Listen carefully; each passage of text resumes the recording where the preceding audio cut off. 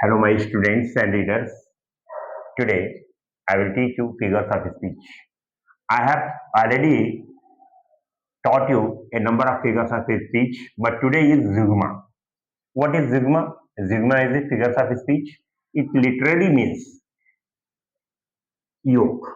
It literally means yoke. Two different nouns or joined or yoked to one verb, and this verb suits one of the noun joined. In Hindi language, I will tell you, it literally means, इसका जो शाब्दिक अर्थ है वो होता है जोड़ना या जुड़वा, एक में जुड़ा हुआ। टू डिफरेंट मीन नाउन्स, इसमें दो डिफरेंट नाउन्स जुड़े होते हैं, भिन्न प्रकार के नाउन आर ज्वाइन जुड़े होते हैं। एंड योग्ड, ज्वाइन मीन्स योग, जोड़ना या योग करना या ज्वाइन करना। टू वन वर्ब, एक ही वर्ब से जुड़े होते हैं, केवल एक वर्ब होती है और उसके दो अर्थ होते हैं। एंड दिस वर्ब शेड्स, और ये वर्ब जो है सूट करती है one of the noun joined, एक नाउन जो ज्वाइन किया गया है वो वर्ब जो है दोनों नाउन को एक साथ सूट करती है। As example, he stole my, अब देखिए इसमें स्टोल वर्ब है, क्या है बच्चों? स्टोल वर्ब है। तो ध्यान से देखेंगे, इसमें स्टोल वर्ब है। अब ये स्टोल वर्ब जो है, अब इसमें दो नाउन को लिया, या हार्ट एंड दूसरा वैलेट। जैसा कि आपकी डेफिनेशन शो करती है कि इसमें जोड़ना होता है, योग का मतलब जोड़ना। जैसे गाय बैल या जो भी बैल होते हैं उनको एक में जोड़ा जाता है, योग उनके कंधे पर वो रखा जाता है, उसको योग कहते हैं। तो दोनों को एक जोड़ लेते हैं। ऐसे इसमें एक वर्ब होता है और दो नाउन को एक में जोड़ा जाता है। जैसे कि ही स्टोल माई हार्ट, उसने मेरे हार्ट को चुराया, एंड माई वैलेट, मेरे पर्स को।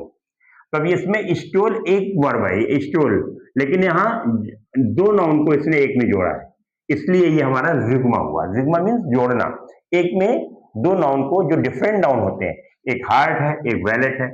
अब उसने मेरा दिल भी चुराया और मेरा पर्स भी चुराया। तो चुराया अर्थ दो जगह यहां पर, मतलब इस चुराया अर्थ का जो है दो जगह यूज हुआ, एक हार्ट के लिए और एक वैलेट के लिए।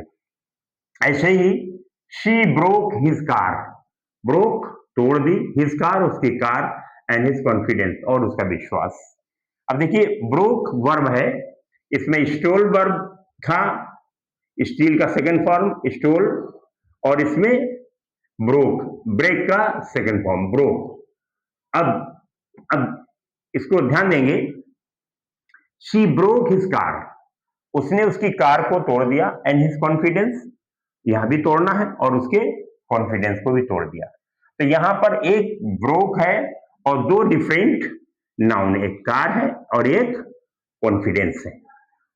तो एक ही वर्ब है और दो डिफरेंट नाउन को ये, मतलब एक में जोड़ के उनको एक नाउन, एक वर्ब दो नाउन को, जो डिफरेंट नाउन को जो है आपस में जोड़ रही है। तो इस तरीके से ये हमारा जिग्मा हुआ।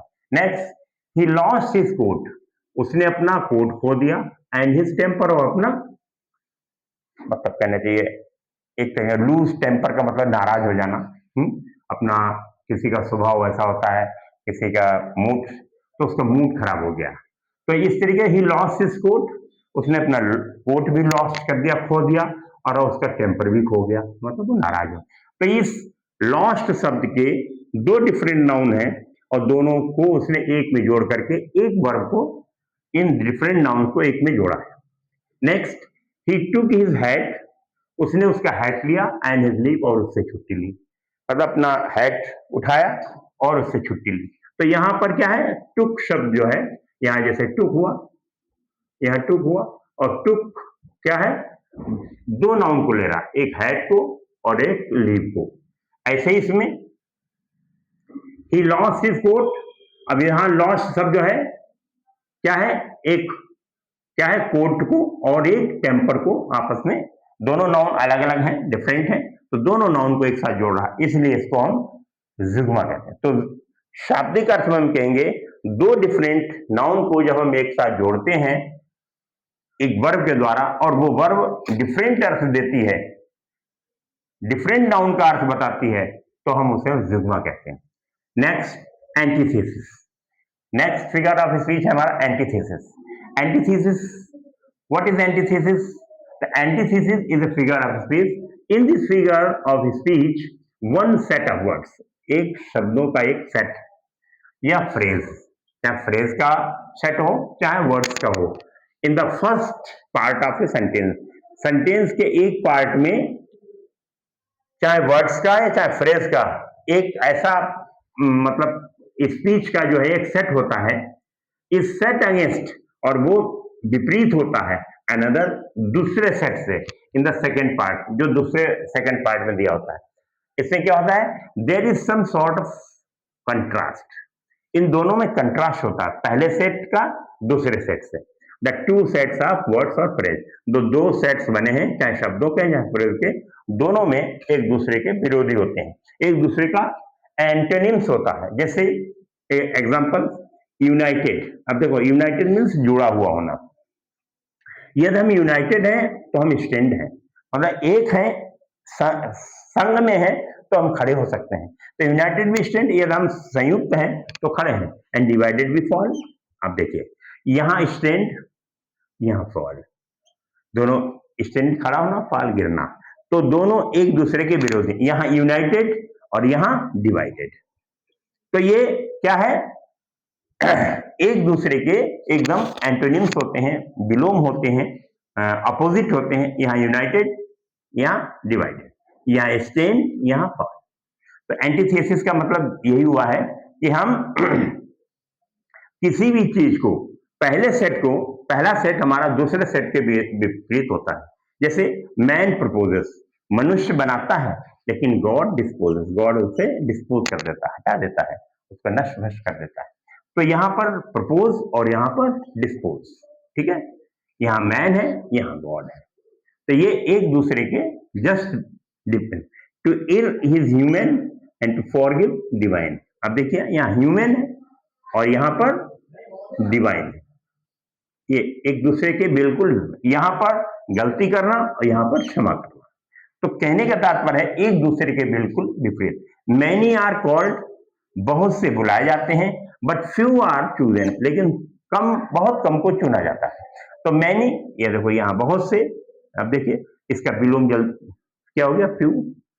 तो बस इतना समझ लीजिए कि पहले सेट में उसका यह एंटोनिम है तो दूसरे सेट में उसका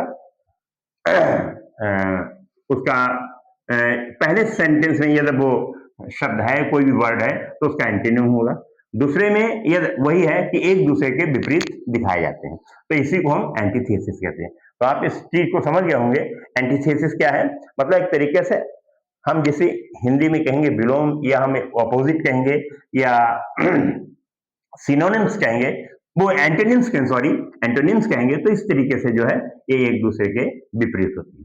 तो हमने आज आपको बच्चों दो फिगर्स ऑफ स्पीच को टीच किया है, और इन फिगर्स ऑफ स्पीच में जितने अभी तक मैंने पढ़ाए हैं, आपने उन चीजों को रिवाइज करें, और आज जो मैंने टीच किया है इसको भी रिवाइज करें, और आप लोग जो है सब्सक्राइब करना ना भूलें। और जो भी चीज आप फिगर इस वीक में पढ़ते हैं, या जो भी आपको किसी प्रकार की कोई भी चीज या टिपिकल लगती है या समझ में नहीं आता है, या समझ गए हैं और भूल जाते हैं, तो इस चीज को दोबारा आप कोई भी अपना जो है किसी भी चीज को आप लिखते हैं, कोई कमी हमारी है पढ़ाने में या कोई अच्छी चीज लगी, तो उनको कमेंट जरूर किया करें, क्योंकि कमेंट करने से हमको ये पता चलता है कि हमारी कहाँ पे गलती हो रही या कहाँ पे हमने अच्छा किया है। तो इस तरीके से हमें अपना अच्छा और बुरा दोनों समझ में आ जाता है। तो आप लोग जो है पढ़ने के बाद इसे कहीं कॉपी में या अपनी नोटबुक में उतार लेंगे और इसको बार बार याद करेंगे, क्योंकि यही एग्जाम्पल जो है, अब ये example United with stand, divided with fall,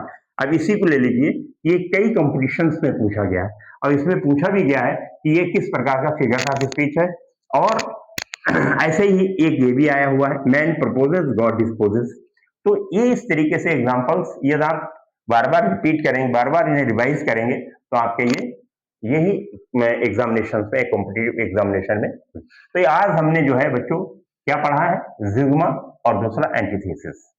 जिग्मा का अर्थ हमने आपको बताया है, दो नाउन्स या दो फ्रेज को, डिफरेंट नाउन्स या डिफरेंट फ्रेज को एक वर्ब के थ्रू उनको जोड़ा जाता है। और दूसरा हमने पढ़ा एंटीथेसिस। एंटीथेसिस जस्ट जो है सेट ऑफ वर्ड्स और फ्रेज, पहला पार्ट ऑफ द सेंटेंस होता है, उसके अगेंस्ट में उसका ही सेकेंड पार्ट में उसका अगेंस्ट उसके विपरीत दिया होता है, तो वो हमारा एंटीथेसिस। एंटीथेसिस का शॉर्ट में हमने आपको बता दिया है, एक तरीके से हम उसे अपोजिट कहते हैं या एंटोनिम्स कहते हैं, तो उसका विपरीत होता है। तो आज हम लोग इतना सीखे हैं और इसको रिवाइज करेंगे, और रिवाइज करने के उपरांत जो भी आपको अच्छा लगे और आप लोग जो है उसको सब्सक्राइब करें।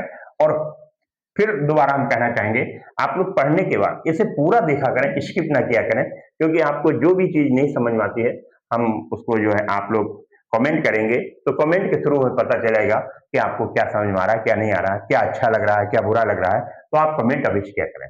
Thank you.